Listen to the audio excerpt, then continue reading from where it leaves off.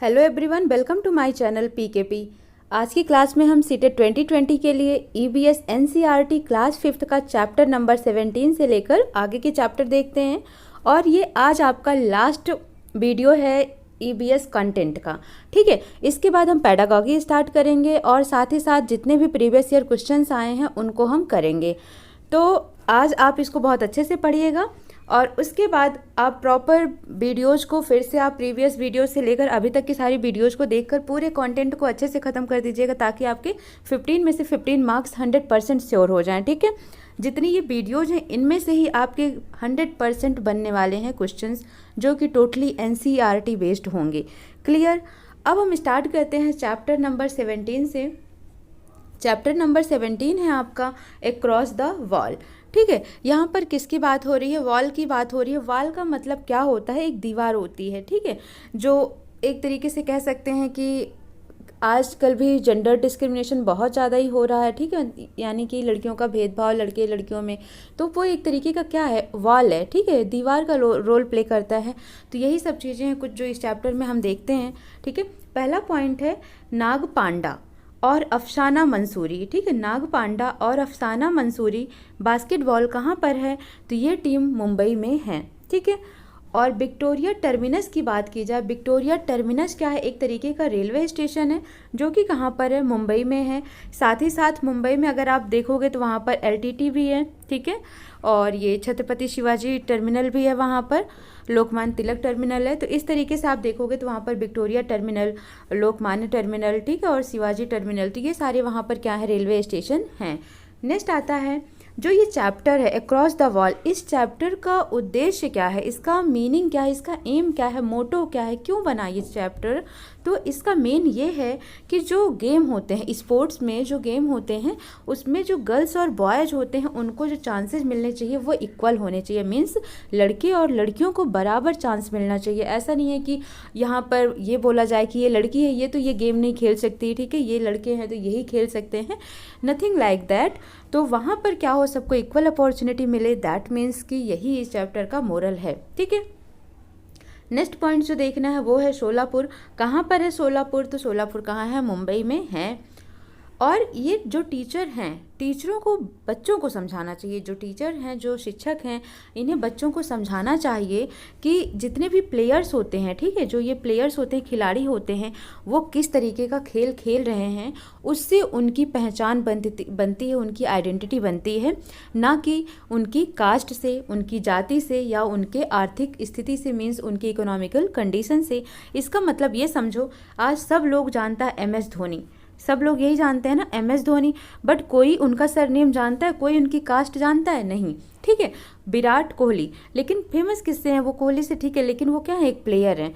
तो इस तरीके से आप देखोगे यहाँ पर PT उषा, तो किसी को उसकी कास्ट से नहीं पहचाना जा रहा है, उसको उसकी योग्यता के अकॉर्डिंग कि वो किस तरीके का प्ले कर रहा है, कैसा खेल खेल रहा है, अच्छा परफॉर्मेंस कर रहा है, बैड परफॉर्मेंस कर रहा है, ठीक है, तो वो इन सब चीज़ों से जाना जाता है। ये बात हमें बच्चों को समझाना चाहिए। ठीक है, नेक्स्ट पॉइंट आता है बच्चू खान प्लेग्राउंड कहाँ पर है? तो बच्चू खान प्लेग्राउंड यानी खेल का मैदान मुंबई में है। और ये किसके नाम पर पड़ा है? तो ये एक कोच थे, कोच का नाम क्या है? मुस्तफ़ा खान। इन कोच के नाम पर ही बच्चू खान प्लेग्राउंड का नाम पड़ा। कहाँ पर? मुंबई में। यह चैप्टर सोसाइटी के द्वारा बनाए गए जेंडर वॉल पर बात करता है। ठीक है, जेंडर वॉल का मतलब वही मैंने बोला कि जो भेदभाव किया जाता है गर्ल्स और बॉयज़ को लेकर, तो उसी पर यह चैप्टर बनाया गया है। नेक्स्ट चैप्टर है आपका नो प्लेस फॉर अस। ठीक है, no place for us means हमारे लिए, अपने लिए कोई जगह ना होना। तो इस चैप्टर के माध्यम से ये बताया जा रहा है कि आजकल आप क्या करते हो, देखते हो कि फॉरेस्ट बहुत ज़्यादा ही कट रहे हैं, जंगल कट रहे हैं, यानी कि डिफॉरेस्टेशन हो रहा है। क्यों हो रहा है? वहाँ पर बिल्डिंग्स बनाई जा रही है, वहाँ इंडस्ट्री लगाई जा रही है, ठीक है, वहाँ कारखाने बनाए जा रहे हैं, माइंस बनाई जा रही हैं। तो इसकी वजह से क्या हो रहा है? जंगलों को काट दिया जा रहा है, डिफॉरेस्टेशन कर दिया जा रहा है। और आपको पता है जब पेड़ पौधे नहीं होंगे तो बहुत ही बड़ा आप कह सकते हो कि हमारा जो नेचुरल डिजास्टर होता है बहुत ज़्यादा होने के चांसेस बढ़ जाते हैं, ठीक है।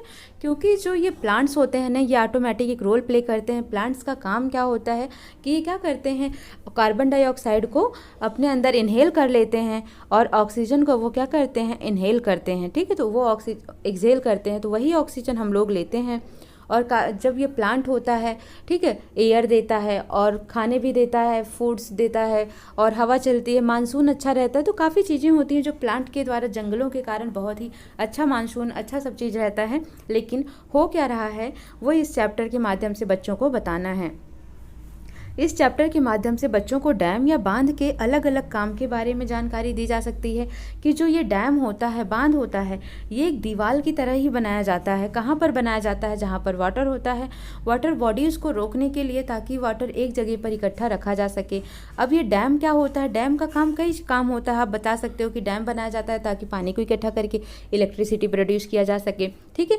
डैम एक अवरोधक का भी काम करता है कि पानी को कहीं और न जाया जा सके और वहाँ पर पानी इकट्ठा करके उसको अलग अलग जगह पर उसको पहुँचाया जाए। तो इस तरीके से बच्चों को डैम के बारे में आप बता सकते हैं।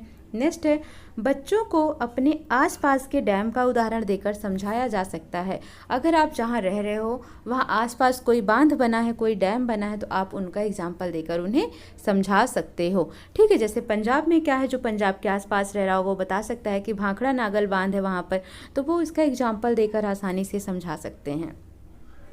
नेक्स्ट है, डैम के क्या लाभ हैं, क्या हानि है, इसके बारे में भी हम बच्चों को समझा सकते हैं, है ना, कि डैम होने के क्या लाभ होते हैं, क्योंकि वो पानी को रोक के रखता है। और अगर डैम नहीं होते हैं या डैम होने के क्या नुकसान है, वो भी आप बच्चों को बता सकते हैं।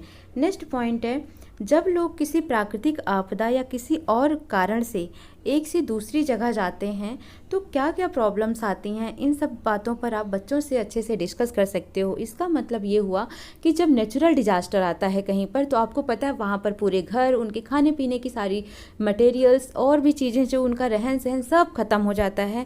तो उनको अपना जीवन यापन करने के लिए उस जगह से दूसरी जगह पर जाना पड़ता है, डिस्प्लेस होना पड़ता है। जब वो माइग्रेट करते हैं एक जगह से दूसरी जगह पर, तो कितनी सारी प्रॉब्लम्स आती हैं। आप अभी अपने करंट इश्यूज को देख सकते हो कि जो जितने भी हमारे लेबर्स हैं, ठीक है, वो जब एक जगह से दूसरी जगह पर जा रहे हैं, अपने गाँव को जा रहे हैं शहरों से, तो उन्हें कितनी प्रॉब्लम्स आ रही हैं, ठीक है। तो आप बच्चों को जितने भी ईजी वे में समझा सकते हो, क्योंकि बच्चों का काम है क्या, परसेप्शन, मतलब विजुलाइज कराना उनको चीज़ों को, ताकि वो उस चीज़ को अच्छे से समझ सकें। बच्चों को रटाफिकेशन ज़्यादा नहीं होता है, ना उन्हें कराना चाहिए, ठीक है। ऐसे कॉन्सेप्ट उन्हें समझाओ, ऐसी चीज़ें विजुलाइज कराओ, उन्हें दिखाओ कि वो उन चीज़ों को फिगर के थ्रू या आपके किसी स्टोरी के थ्रू अच्छे से उन चीज़ों को समझ सकें, ठीक है। नेक्स्ट चैप्टर है आपका chapter number 19, a seed tales a farmer story, ठीक है। जो बीज होता है वो क्या करता है, किसी भी किसान की क्या करता है, कहानी बताता है, ठीक है। तो इतना पॉइंट आपको समझना है, इसमें ज़्यादा नहीं है। पहला, वनगाम कहाँ पर है, तो ये गुजरात में है, ये पॉइंट आपको याद रखना है। पुराने समय में बीजों को, यानी जो सीड्स होते हैं, इसको क्या रखते थे, कहाँ रखते थे लोग, तो जो सूखी लौकी होती है, मीन्स लौकी होती है, उसको सूख जाने पर तो लौकी के अंदर का जो पदार्थ होता है, मटेरियल होता है, बीज वगैरह होता है, उसको निकाल देते हैं। तो वो लौकी क्या होती है, एकदम खाली हो जाता है, अंदर से एकदम खाली सा होता है, ऊपर से एक लौकी की सूखी कबर सी हो जाती है। तो जो भी ये बीज इकट्ठा करते थे वो क्या करते थे, उस लौकी में डालकर रख देते थे, किसमें, सूखी लौकी में, ठीक है। और ऊपर से क्या करते थे, कीचड़ की, दैट मीन्स मड की, क्या करते थे, वो कोटिंग कर देते थे। और आपको पता है कि नीम हमारे लिए बहुत ही ज़्यादा हेल्पफुल है, चाहे वो नीम के प्लांट की बात करो, नीम की पत्तियों की बात करो, नीम के जो बीज होते हैं, सीड्स होते हैं, ठीक है, फल होते हैं, उनकी बात करो, तो हर एक चीज़ नीम का इम्पोर्टेंस है। नीम से मेडिसिन बनती हैं, बहुत ज़्यादा ही इनका यूजफुल होता है और ये क्या करते हैं, कीड़ों से भी बचाते हैं, ठीक है। नेक्स्ट आपका जो क्वेश्चंस बनता है आपको 100% याद रखना है इतना पॉइंट। क्रोटान पौधे के बारे में, ऊंधिया के बारे में बहुत अच्छे से आपको याद रखना है। तो डिस्कस करते हैं। ऊंधिया क्या है, एक प्रकार की सब्जी है जो कि बर्तन को उल्टा करके गर्म कोयले के बीच में रखकर पकाया जाता है। मीन्स ऊंधिया क्या है, एक प्रकार का सब्जी है, वेजिटेबल्स है, जो कि बर्तन को उल्टा करके, जैसे कढ़ाई है उसको उल्टा करके उसके ऊपर पकाया जाता है और नीचे क्या करते हैं, आग जलाते हैं, किस चीज़ का, कोयले की, ऐसे ही गर्म आंच देते हैं उसे, ठीक है। सेकंड है गुजराती में ऊंधिया का मतलब होता है उल्टा ढका हुआ। ठीक है, अब ये खाया किससे जाता है, तो बाजरे की रोटी के साथ, मक्खन, दही या बटर मिल्क के साथ इसको खाते हैं। ठीक है, और आपको पता है कि जब किसी भी खेत में बार बार आप फसल लगा रहे हो, एक ही तरीके की फसल लगा रहे हो और बहुत ज़्यादा ही केमिकल, पेस्टिसाइड, बीडीसाइड का यूज कर रहे हो, तो क्या होता है कि वो खेत कैसा हो जाता है, बैरन हो जाता है, बंजर हो जाता है। ठीक है, तो यही चीज़ यहाँ पर बताई गई है कि खेती बार बार करने से या बहुत ज़्यादा ही केमिकल का यूज करने से ज़मीन कैसी हो जाती है, बंजर हो जाती है। मीन्स बंजर का मतलब क्या है कि वहाँ पर पैदावार नहीं होती है। ठीक है, मिट्टी के सूखने पर क्रोटॉन पौधा सिग्नल देता है। ये क्वेश्चन आपका आया हुआ है और इम्पॉर्टेंट भी है कि ऐसा कौन सा पौधा है जो मिट्टी के सूखने का सिग्नल देता है, तो आप क्या बोलोगे, क्रोटॉन। क्रोटॉन की जो जड़ें होती हैं वो अंदर तक तो नहीं जाती हैं, मतलब ज़मीन में गहराई तक तो नहीं जाती हैं, बट क्या होता है जब मिट्टी की ऊपरी परत सूखने लगती है तो जो ये क्रोटॉन पौधा होता है इसकी पत्तियां झुक जाती हैं और मुरझाने लगती हैं। ठीक है, इससे क्या होता है, हमें पता चल जाता है कि यहाँ की मिट्टी सूख रही है। और नॉर्मल आप वैसे भी देखो तो जब पानी की कमी होने लगती है तो जो भी पौधा लगाया हुआ होता है उसकी पत्तियां क्या होती हैं, सूख जाती हैं। लेकिन स्पेशली आपके एनसीईआरटी में क्रोटॉन की बात की गई है, तो आपको आंसर क्या देना है, क्रोटॉन पौधा देना है। ठीक है, केचुआ, इसके पहले मैंने आपको बताया था कि सांप भी क्या है, किसान का फ्रेंड है, तो केचुआ भी क्या है, किसान का फ्रेंड है। सांप क्या करता है, चूहे को खाकर किसान को राहत देता है ताकि उसकी जो फसल है वो बच सके चूहे से। और केचुआ क्या करता है, मिट्टी को भुरभुरा बना देता है। ठीक है, ताकि वहाँ की मिट्टी कैसी हो सके, उपजाऊ हो सके, वहाँ पर पैदावार ज़्यादा हो सके। इसीलिए किसान को मित्र कहा जाता है, केचुए को किसान का मित्र कहा जाता है। ठीक है, नेक्स्ट पॉइंट है भास्कर भाई का फॉर्म। ठीक है, डेहरी गांव के हैं ये, कहाँ पर है डेहरी गांव, गुजरात में है, और इनका नाम क्या है, भास्कर भाई। और यहाँ क्रोटॉन आदि की चर्चा की गई, मीन्स ये जिसके बारे में हम बात किए हैं क्रोटॉन के बारे में। ठीक है, अब आपको जो पॉइंट याद रखना है, प्राकृतिक तरीके से उर्वरक यानी कंपोस्ट कैसे बनाई जाती है। कंपोस्ट आपने सुना होगा कि बीच में बहुत सारा एडवर्टाइज अमिताभ बच्चन करते थे। ठीक है, तो कैसे बनाया जाता है, क्या करना है, सिंपल से, ज़्यादा कोई बहुत बड़ा काम नहीं है ये। मिट्टी को खोदना है, कहीं पर आप गड्ढा खोदो और गड्ढे में क्या करो, थोड़ा सा मिट्टी, थोड़ा सा किचन का वेस्ट प्रोडक्ट जैसे कि किसी सब्जी के छिलके हो गए या फिर जितने भी वेस्ट मटेरियल हैं आप उनको लाकर इकट्ठा करके वहाँ डाल दो। और उसी में आप क्या करो, रेड वार्म, केचुए की तरह एक कीड़ा होता है रेड वार्म, लाकर, छोटे छोटे कीड़े होते हैं रेड वार्म, इनको लाकर आप छोड़ दो।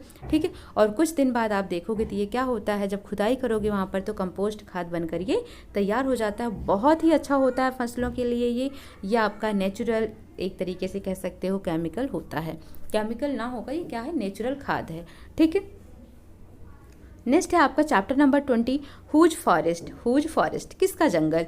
ठीक है, तो यहाँ से भी आपका क्वेश्चन पूछा जाता है, कुड़ुक आदिवासी कहाँ के हैं, झारखंड के हैं, ये क्वेश्चन आपसे पूछा गया है। जंगल अधिकार अधिनियम कब बना था, 2007 में बना था।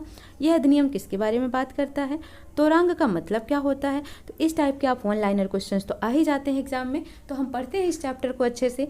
पहला पॉइंट है आपका, झारखंड में कुड़ुक एक आदिवासी समुदाय रहती है। ठीक है, यानी कि जो कुड़ुक आदिवासी है वो कहाँ रहती है, तो आप क्या बोलोगे, झारखंड में कुड़ुक आदिवासी का एक कम्युनिटी या एक समुदाय रहता है। ठीक है, खदानों के बनने और बांध के बनने के कारण ही जंगल खत्म हो रहे हैं। अभी मैंने आपको बताया था कि डिफॉरेस्टेशन क्यों हो रहा है, डैम बन रहे हैं, माइंस बन रही हैं। ठीक है, इनकी वजह से डिफॉरेस्टेशन हो रहा है। कुड़ुक भाषा में तोरंग का मतलब होता है जंगल, वन, फॉरेस्ट एक्सेट्रा। जंगल अधिकार अधिनियम यानी कि जो फॉरेस्ट एक्ट बनाया गया था, ठीक है, वो कब, जंगल अधिकार अधिनियम कब बनाया गया था, 2007 में बनाया गया था। क्या कहा गया था इस अधिकार में, ये कहा गया था कि जितने भी लोग जंगल में हैं, जो ये आदिवासी जंगल में हैं, ठीक है, अगर वो 25 साल से हैं वहाँ पर, तो उस जगह पर उनका अधिकार होगा। वो चाहे जो चीज़ वहाँ पर लगाते हैं, उगाते हैं, वो उनका हो जाएगा।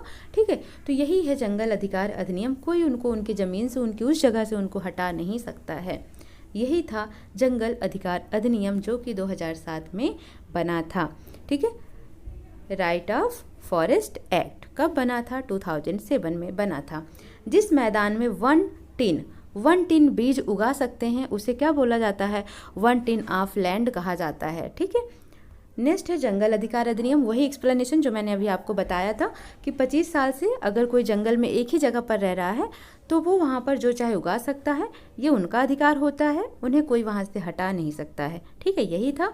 और जो जंगल का संरक्षण होता है यानी कि कंजर्वेशन की बात होती है जंगल की, तो वहाँ की ग्राम सभा करती है। सूर्यामणि एक लड़की है उसी आदिवासी समुदाय में, और वो क्या करती हैं कि जब बहुत छोटी सी होती हैं उसके बाद वो स्कूल जाना शुरू कर देती हैं, और स्कूल जाकर ही वो अपने आसपास के लोगों को और अपनी ज़िंदगी को बदल पाती हैं। तो इसीलिए सूर्यामणि को क्या कहा जाता है, एक गर्ल स्टार कहा जाता है।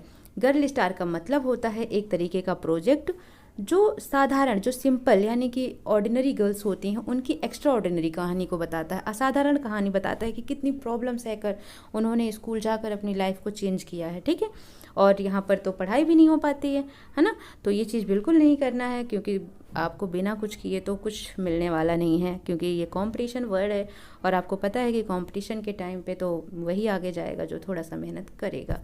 ठीक है, तो बहुत ही अच्छे से मन लगाकर आपको मेहनत करनी है, ताकि जो समय लगता है 1 साल 2 साल 4 साल, वो इतना ना लगकर 1 साल में ही आपका सिलेक्शन हो जाए। ठीक है, नेक्स्ट बात आती है किसकी, झूम खेती की बात आती है।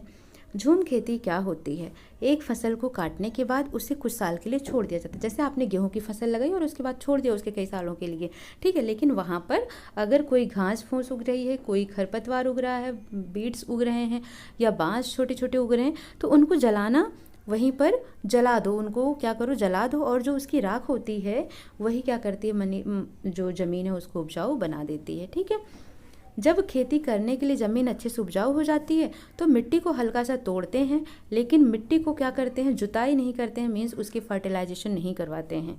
ठीक है, नेक्स्ट बात आती है बीड्स यानी कि खरपतवार, उसको काटकर ज़मीन से हटा देते हैं, उसको पूरी तरीके से उखाड़ते नहीं हैं। ठीक है, जब जैसे कि कोई भी बीड्स उगा है तो उसको क्या करते हैं, वो लोग काट देते हैं और काट कर वहीं पर छोड़ देते हैं, ऐसा नहीं कि वो उसको खेत से निकाल देते हैं। तो वो जो बीड्स है जो उन्होंने काटा है उससे वो ज़मीन में मिट्टी के साथ मिलकर क्या करता है, मिट्टी को उपजाऊ बना देता है। ये क्वेश्चन आपका आया हुआ है, पिछले ही साल आया था, 2019 में आया हुआ क्वेश्चन है आपका कि झूम खेती कहाँ होती है। तो आपको याद रखना है झूम खेती मिजोरम में की जाती है। और यहाँ का मेन क्रॉप क्या है, मुख्य फसल क्या है, तो आप क्या बोलोगे, राइस यानी कि चावल है यहाँ की मुख्य फसल। जब फसल पक जाती है तो ये लोग क्या करते हैं, एक तरीके का त्यौहार मनाते हैं, सेलिब्रेट करते हैं, बांस पकड़कर डांस करते हैं, और उसी ही डांस को क्या बोला जाता है, चेराऊ डांस कहा जाता है। तो आपको याद रखना है चेराऊ डांस कौन करता है, तो आप क्या बोलोगे, मिजोरम के लोग करते हैं। जब चावल की खेती होती है, चावल का फसल पक जाता है तो एक तरीके का डांस करते हैं। ये है आपका chapter number 21, like father like daughter. ठीक है, अब क्या होता है कि हमें कुछ चीज़ें अपने पेरेंट्स से मिलती हैं, कुछ चीज़ें, क्या मैक्सिमम चीज़ें, लाइक डीएनए की बात कर लो। ठीक है, कभी कलर की बात होती है और कभी आप देखोगे हेयर का, बाल का, शकल का, ठीक है, लंबाई का, तो बहुत चीज़ें ऐसी हैं जो हमें अपने पेरेंट्स से मिलती हैं। कुछ चीज़ें हमें पेरेंट्स से मिलती हैं और कुछ हमें इन्वायरमेंट से मिलती हैं। ठीक है, जैसे अब आप बहुत ही अच्छे घर से हो बट आपकी सोसाइटी जहाँ आप रह रहे हो वहाँ का वातावरण ही कैसा है, अच्छा नहीं है, तो वो वातावरण का इम्पैक्ट तो हम पे आएगा ना। तो वही चीज़ें हैं कि कुछ हम अपने पेरेंट्स से पाते हैं और कुछ हम वातावरण से सीखते हैं। पोलियो बीमारी किससे होती है, तो ये जेनेटिकल बीमारी नहीं है, ये कैसी डिसीज है, वायरस के कारण, विषाणु के कारण होने वाली बीमारी है। आनुवांशिक बीमारियां क्या होती हैं जो हमें, मतलब कह सकते हो कि फादर, फिर उनके ग्रैंडफादर या अपनी पीढ़ी दर पीढ़ी से मिलती है, वही क्या कहलाता है, आनुवांशिक डिसीज कहलाता है, जेनेटिक डिसीज कहलाता है। लाइक हीमोफीलिया, हीमोफीलिया क्या है, एक तरीके का आनुवांशिक बीमारी है। रंग कलर वर्णांधता, इसको बोलेंगे आप, क्या बोलोगे, कलर ब्लाइंडनेस। ठीक है, कलर ब्लाइंडनेस इंग्लिश में बोलते हैं और हिंदी में इसको बोलते हैं रंग वर्णांधता। बहुत क्वेश्चन पूछा जाता है इस पर, रंग वर्णांधता, लेकिन आप में सीटेट में नहीं आता है ये क्वेश्चन, अदर एग्जाम में मतलब बहुत ज़्यादा ही पूछा जाता है, खासकर रेलवे में तो, क्योंकि कलर ब्लाइंडनेस का मतलब ये होता है, ये पीढ़ी दर पीढ़ी जाती है अगर जिनके यहाँ होता है। तो प्रॉब्लम इसमें क्या होती है कि रेड का कलर उनको ग्रीन और ग्रीन का कलर उनको रेड दिखाई देता है। तो रेलवे में ये क्वेश्चन जानबूझकर ज़्यादा पूछा जाता है, क्योंकि अगर वो काम कर रहे हैं रेलवे में और सिग्नल देना है उन्हें, कैसा, उनको सिग्नल दिखाई देता है रेड और वो सिग्नल है ग्रीन, तो प्रॉब्लम आ सकती है। ठीक है, तो यही कारण है। और ये सब कुछ ऐसी बीमारियां हैं जो कि किसके कारण होती हैं, आनुवांशिकता के कारण होती हैं, यानी कि आनुवांशिक डिसीज वो कहलाती हैं। नेक्स्ट पॉइंट आपको क्या देखना है, और हाँ इन बीमारियों के बारे में, जैसे कि बीमारियाँ होती कैसे हैं, जैसे छोटी छोटी प्रॉब्लम्स जो होती हैं उनसे बच्चों को डरना नहीं है, बच्चों को उसके बारे में जागरूक करना है, बताना है, और ये कैसे बताया जा सकता है तो क्लास में डॉक्टर को बुलाकर आप बच्चों से डिस्कस कर सकते हैं। ग्रेगर जॉन मेंडल एक गरीब परिवार से थे। 1822 में इनका जन्म हुआ था।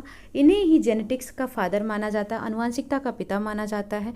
इन्होंने मटर के पौधे पर रिसर्च किया था और आनुवंशिकता के बारे में बताया था। ये कहाँ रहते थे? ये मठ में रहते थे, ठीक है। और जब ये मठ में रहते थे तो वहाँ बगीचों से ही इन्होंने 7 साल में लगभग 28,000 मटर के पौधे पर रिसर्च किया था। और रिसर्च जब किया तो इन्होंने कुछ ट्रायल्स देखे, ठीक है, कि मटर के पौधे के जो बीज के ट्री प्लांट होते हैं उनके कुछ अपने ट्रायल्स होते हैं, कि वो जैसे ट्रायल्स का मतलब ये हो गया कि कुछ उनके कैरेक्टरिस्टिक होती हैं, विशेषताएँ होती हैं कि वो क्या होते हैं, पेयर में ही आते हैं, जोड़े में आते हैं, या तो वो स्मूथ होते हैं या तो वो रफ़ होते हैं, मीन्स या तो वो चिकने होंगे या तो खुरदरे होते हैं, ठीक है। तो जब उन्होंने ये सारे रिसर्च किए तो उससे उन्होंने कई निष्कर्ष निकाला। पहला, बीज या तो चिकना होगा या खुरदरा, लेकिन बीच में कभी नहीं हो सकता। या तो वो लंबा होगा या बौना, लेकिन वो मिश्रित कभी नहीं होगा। पेरेंट पौधा या तो पीला होगा या तो हरा, लेकिन वो बीज का कोई कलर और रास्ता नहीं हो सकता है। तो इस तरीके से ग्रेगर जॉन मेंडल के बारे में आपको याद रखना है। ये आपका लास्ट चैप्टर है क्लास 5th का, और NCERT कंटेंट का भी ये आपका लास्ट है, ठीक है। दशहरा वर्षा ऋतु के बाद आता है। गन्ने की खेती हमेशा ज़्यादा पानी मांगती है, ठीक है। और जो पूरन पोली होती है क्या, एक तरीके की मीठी रोटी है, और जब मीठी रोटी की बात हो गई दैट मीन्स ये गुड़ और चने की बनाई जाती है, ठीक है, चने की दाल और गुड़ से बनाई जाती है। इसे स्पाइसी कढ़ी के साथ खाते हैं। कैरावैन एक तरीके का बस या चलती फिरती गाड़ी है। जैसे ज़्यादातर क्या करते हैं, जो आपने देखा होगा एक्टर वगैरह होते हैं वो कैरावैन ही यूज़ करते हैं, ठीक है, क्योंकि शूटिंग के लिए उनको एक जगह से दूसरी जगह जाना होता है। जो मीडिया वाले होते हैं ये भी कैरावैन का यूज़ करते हैं। तो एक तरीके का आप बस कह सकते हो, कार्ट कह सकते हो, गाड़ी है एक तरीके का जो घर जैसा होता है, जिसमें कोई भी इंसान सारी फैसिलिटी के साथ रह सकता है। यही क्या कहलाता है, कैरावैन कहलाता है। तो इस तरीके से एंड होता है आपके कंटेंट का। जो मैंने आपसे प्रॉमिस किया था कि 15 आउट ऑफ 15 आपको कंटेंट में 100% मिलेगा, तो वो आप इन लेक्चर्स को देखकर आउट ऑफ 15 में से 15 100% ला सकते हो, ये मेरी गारंटी है, ठीक है। क्योंकि ये पूरा जो पॉइंट है ये एकदम एग्जैक्टली अच्छे पॉइंट्स उठाए गए हैं आपकी बुक से, ठीक है। तो आप पढ़ते रहिए, और चैनल हमारा पसंद आए तो लाइक शेयर एंड सब्सक्राइब ज़रूर करिएगा, इससे हमें भी थोड़ा सा मोटिवेशन मिलता है, ठीक है। बाकी कोई इशू नहीं है, आप पढ़िए। और हम क्या स्टार्ट करेंगे अब, इसके बाद ABS का जो प्रीवियस ईयर क्वेश्चन है 2014 से लेकर 2019 तक के क्वेश्चंस को हम डिस्कस करेंगे। उसमें साथ ही साथ जैसे पेडागॉजी कैसे आती है, और आप जब 2014 से लेकर 2015 तक 2019 तक के क्वेश्चंस करोगे ना, तो पेडागॉजी आपकी वहीं पर इतनी ज़्यादा ही मेंटेन हो जाएगी कि आप कोई भी क्वेश्चन आसानी से कर जाओगे, ठीक है। तो अगर आप सारी वीडियोज़ EVS के देख लेते हो मेरे इस चैनल के माध्यम से, तो आपको 30 में से 28 तो आप सोच के चलो कि इतना आपके मार्क्स आ ही जाएंगे, ठीक है। 30 से 30 तो नहीं कह सकती हूँ, ठीक है, वो कहना एक समझ सकते हो आप, तो फिर 28 तो आप ला सकते हो, क्लियर। तो मिलते हैं अब नेक्स्ट क्लास में पेडागॉजी के साथ। तब तक आप देखते रहिए, हंसते रहिए, मुस्कुराते रहिए और इन्जॉय करिए। Thank you so much.